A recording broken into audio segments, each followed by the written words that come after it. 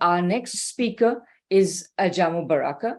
Ajamu is the national organizer of the Black Alliance for Peace, and he was also the 2016 candidate for vice president on the Green Party ticket. Please go ahead, Ajamu.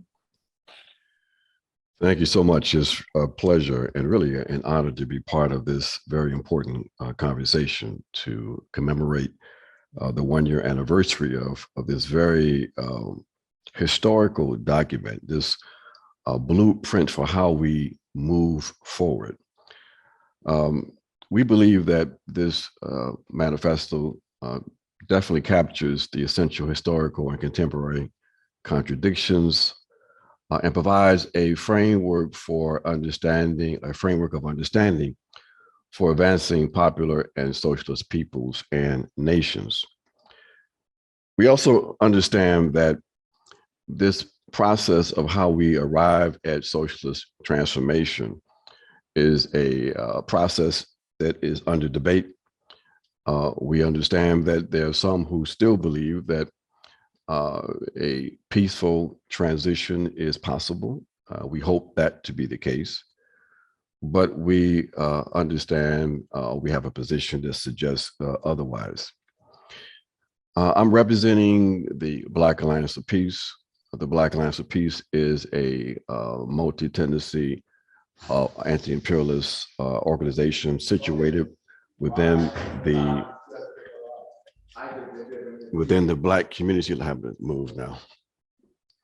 Within the revolutionary forces, within the Black revolutionary forces within the U.S.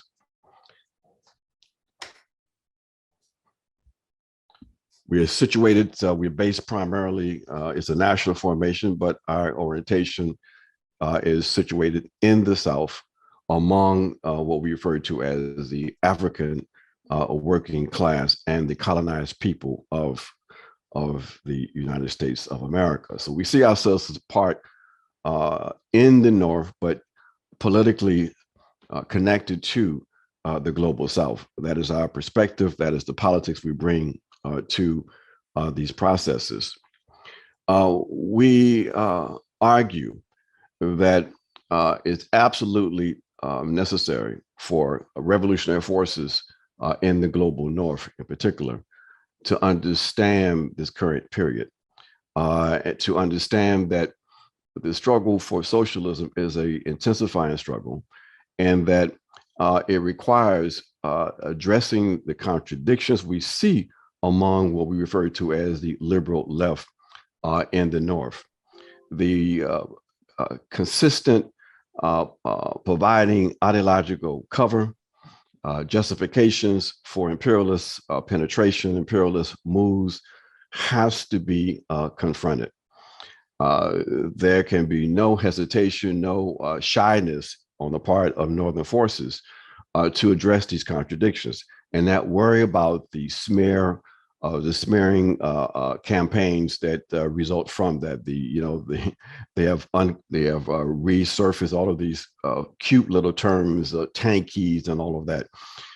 We can't allow that to undermine our politics and the kind of solidarity that we need to develop in order to defeat this imperialist monster.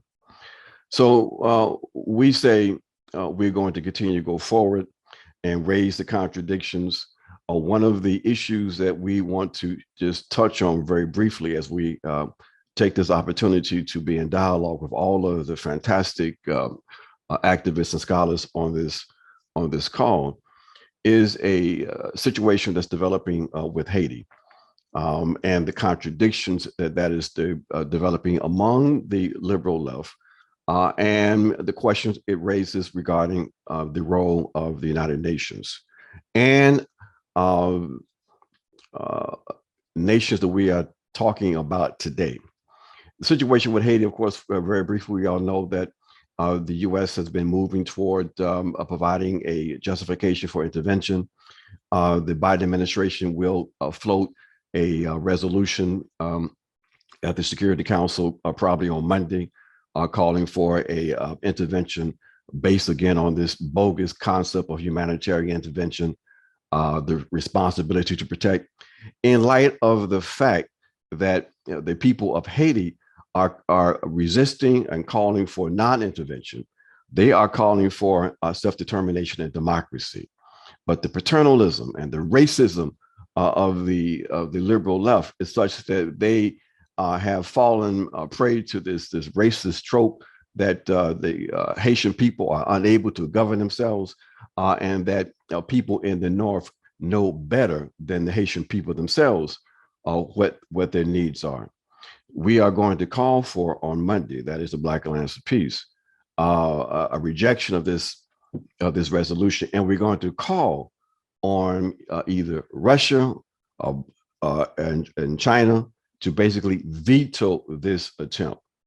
And we're going to take a very aggressive position on this, friends, because we're not going to allow, once again, any position in which these two powerful nations pretend that they don't understand the consequences of their non-action. The memory of Libya is fresh in our consciousness. So we're going to call on these nations to veto this action, to stand with the Haitian people, and not allow another advancement by U.S. imperialism. So the U.S., EU, NATO axis of domination continues, is not going to be defeated by just shouting at imperialism.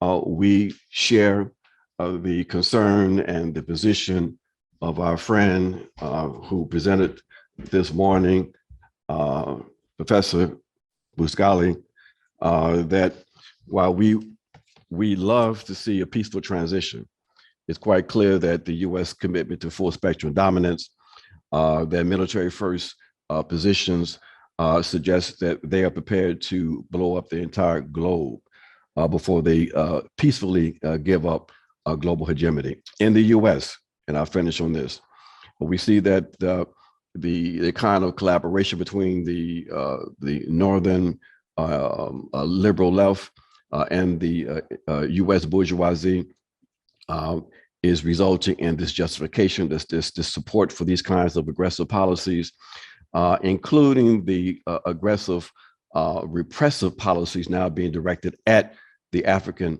revolutionary movement. Many of you have heard about the FBI raids on the African People's Socialist Party.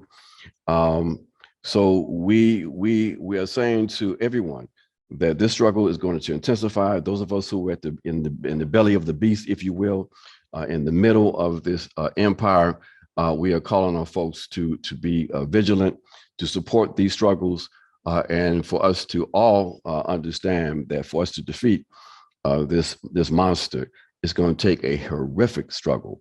But with the work of this International Manifesto Group providing us the theoretical frameworks and the international connections, there's no doubt that we will be successful. So thank you so much for allowing us a few minutes to share.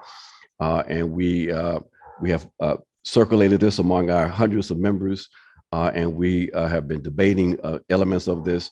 And we thank you for this contribution, and want you to know, as we are in the middle of the United National Anti-War Coalition's Week of Action against the war in Ukraine, and the BAP Month of Action against AFRICOM, that we will continue to struggle and to fight.